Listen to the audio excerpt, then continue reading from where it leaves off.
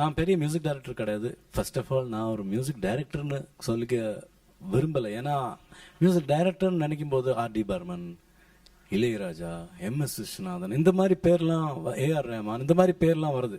ஆமாம், எல்லாமே தெரியும் அவங்களுக்கு.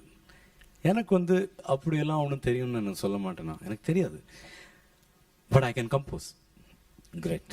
I can compose in the sense that I can compose some tunes which I like. Yeah. If I like, I think some people will like it at least.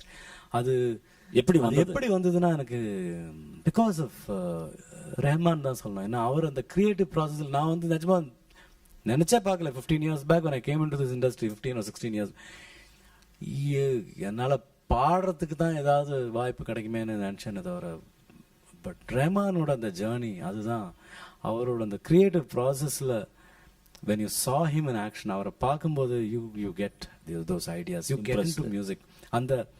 அந்த ஒரு மியூசிக்கில் liberate ஆகிற ஒரு விஷயம் வரும் நமக்குள்ளால.